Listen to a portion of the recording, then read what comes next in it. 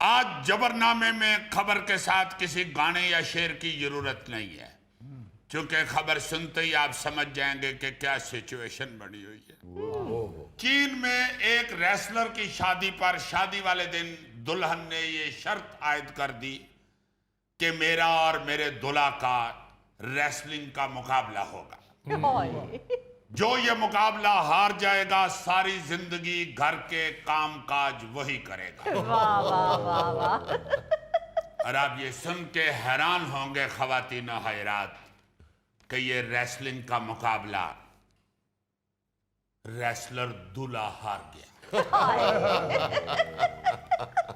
अब वल्लाह आलम उस बेचारे ने जानबूझ के ये हार मानी है, मगर खबर की तफसील में यही लिखा हुआ है कि पहले ही दाव पेच के ऊपर दुल्हन ने उसे चित कर दिया। वाह। वैसे भी चाइना के रेसलर जो हैं वो इतने खास नहीं है। नहीं तो दुल्हन भी चाइना की है, वो केड़ी हयूर ऑस्ट्रेलिया तो आई थी। यार जो दुल्हा है ना वो अजीजी तबीयत का होगा। नायरीन आपको मालूम ही है कि ये शाज़म मिर्जा सिर्फ हंसाने के लिए बात कर रहा है, वरना अय्यी इंतहाई सख्त तबीयत का आदमी है। अजीजी 10 गंदे सूट हों तो उनमें कितना सरफ पड़ता है? 4 चम्मच मैंने देखे हैं डालते हुए अपनी बेगम को। ये तो कोई इतनी बड़ी बात नहीं है। यार तुम लोगों को अपनी पड़ी हुई है। ये जो चाइना का रेसलर अपनी बेगम से हार गया उसके लिए दुआ करो भाई। देखो जी, मुकाबला वो जीत भी जाता तो घर के काम तो फिर भी उसे ही करने पड़ने थे। हाँ। लेकिन बारात वाले दिन ये जो बेचारे ने खजल होके बेइज्जती करवाई है ना पड़ी, इसका मुझे अफसोस हुआ। ओ भैड़िया, तू सारे दे सामने अपनी बुढ़ी को हार गए हैं, वो भी रेसलर होने के बावजूद। कितनी सख्त इंसल्ट हुई होगी। उथे दुल्हन दियां सहेलियां ने वो तौड़ियां मारियां होनियां ने। रहे रब दा ना, तुम थोड़ा सा योर योर लगाओ, चलो उसको अपना हराओ, उसके साथ ही कह दो कि मैं जीत गया हूं मगर मैं अपनी बेगम से प्यार करता हूं, घर दे काम फिर भी मैं ही करा। पहले दात ही हार के ते सारे शोहरां नु बेइज्जत करा देता। यार ये कैसे हो सकता है कि एक प्रोफेशनल रेसलर अब बीवी से हार जाए? तफसील तो बताओ इसकी। चलो जी तफसील सुन लो जनाब जी, तुहानू इन्ना चाह चढ़े है। ये चीनी सूबे गुइजो के एक प्रोफेशनल रेसलर हैं। अच्छा। इनका नाम है भाई साहब का ही शिन यांग। इनकी शादी हो रही थी। अच्छा। तो उसकी दुल्हन ने फरमाइश की कि मुझसे शादी करनी है तो घर के काम सारे तुम्हें ही करने पड़ेंगे। फिर थोड़ी सी खट्टी मीठी सी बहस हुई है। हाँ। और उसने अपनी दुल्हन के साथ मिलकर अपनी शादी के दिन रेसलिंग मुकाबले का इंतजाम कर लिया है, प्लान बना लिया है। अच्छा, उसकी शादी की तकरीब में रवायती स्टेज की बजाय बाकायदा रेसलिंग रिंग तैयार किया गया। अच्छा जी। जबकि बड़ी स्क्रीन पर दूल्हा बमुकाबला दुल्हन का पोस्टर आवेदन किया गया। लेकिन फिर उन्होंने सोचा कि हम अकेले क्यों खज्जल हों, इसमें दूसरे लोगों को भी शामिल किया जाए। इसलिए उन्होंने लड़के और लड़कियों की टीमें बना ली, जिसके दरमियान बेस्ट ऑफ 3 मुकाबले भी हुए। अच्छा। मुकाबले की शर्त सबके लिए यही थी कि हारने वाली टीम को जिंदगी भर घर का काम करना पड़े। बेस्ट ऑफ 3 मुकाबले में दूल्हा और दुल्हन खुद रिंग में उतरे। बस फिर वहां पे दुल्हन ने महारत का मुजाहरा करते हुए दूल्हे को जमीन पे चित कर दिया। रेफरी ने दुल्हन को फातेह करार दिया और साथ दूल्हे को भी बता दिया कि अब वो सारी जिंदगी घर के काम करेगा।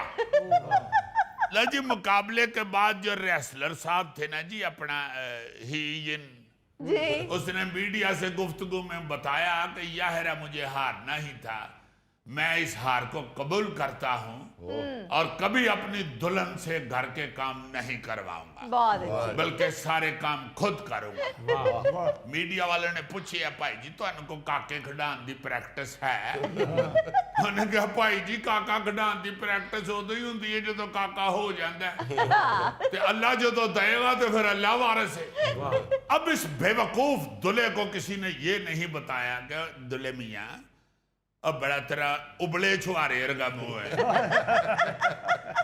और मुकाबला करने की तो जरूरत ही नहीं। घरेलू कामों की पंजाली तो बड़े अरसे से शोहर के गले में ही डल चुकी है। हाय बहरहाल ये चाइनीज जो है ये तो बड़ा बीबा बच्चा था जी। जिसने बीवी की जीत को खुश दिली से कबूल कर लिया हाँ जी। और सारी जिंदगी घर के काम करने की शर्त भी मान ली। सही। लेकिन इस तरह के मुकाबले अक्सर लड़ाई झगड़े की वजह भी बन जाते हैं। अच्छा जी। जैसे उज़्बेकिस्तान में दूल्हा दुल्हन के कपड़ा उधेड़ने के मुकाबले में हारने पर दूल्हे ने दुल्हन को स्टेज पर ही मुक्का काट मारा। ओ निकाह के बाद उस जोड़े का एक रवायती मुकाबला करवाया गया हाँ। जिसमें एक ऊनी कपड़े को उधेड़ना होता है। अच्छा जो पहले उधेड़ लेगा वो जीत गया। सही। जैसे ही मुकाबला शुरू हुआ तो दुल्हन ने 5-7 सेकंड में वो मुकाबला जीत लिया। वाह।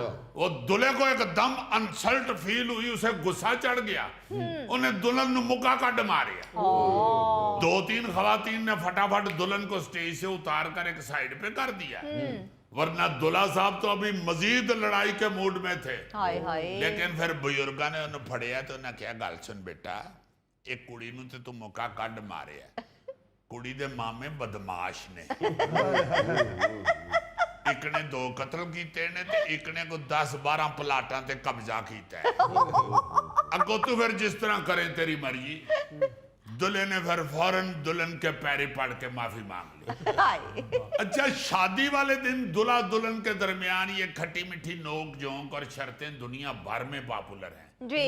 अप्रैल में अमेरिकी रियासत वर्जीनिया के एक शादीशुदा जोड़े ने जी जी। अपनी शादी टूटने के बाद अपनी शादी की शर्तें सोशल मीडिया पे शेयर की। अच्छा अच्छा, उसमें सबसे पहली शर्त ये थी कि अगर हमें एक दूसरे की समझ ना आई तो लड़ाई झगड़े की बजाय हम बड़े प्यार मोहब्बत से एक दूसरे को छोड़ देंगे, अलग हो जाएंगे, डाइवोर्स ले लेंगे। बस। अच्छा, और बहुत सारी शर्तें थी। दूसरी शर्त ये है कि घर के काम ये करोगे। तीसरी शर्त ये है कि मैं नौकरी करूंगी, तुम नहीं करोगे, तुम करोगी तो मैं नहीं करूंगा। इस तरह की बहुत सारी शर्तें थी।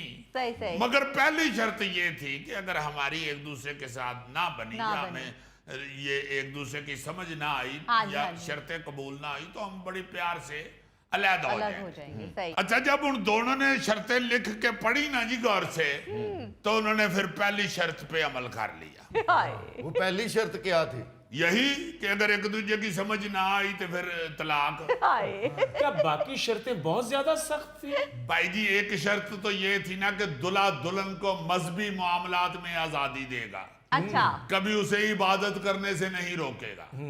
एक और शर्त ये थी कि दोनों में से कोई भी अपने जानने वालों और रिश्तेदारों को $100 से ज्यादा का तोहफा नहीं देगा। अच्छा। अब देखो ना जरा, शर्तें ऐसी रख रहे हैं जैसे कोई अमेरिका का सदर मुंतखब हो रहा है। हाय। आप लोगों को मालूम है अमेरिका के सदर के लिए ये शर्त होती है हाँ हाँ। कि तुम $100 से ज्यादा किसी से ना तोहफा ले सकते हो ना दे सकते हो। अच्छा अच्छा, जो इन दुल्हा दुल्हन की आखिरी शर्त थी ना, वो ये थी कि दोनों मुश्तरका अकाउंट खोलकर उसमें घर के अखराजात के लिए आधे आधे पैसे डालेंगे सही।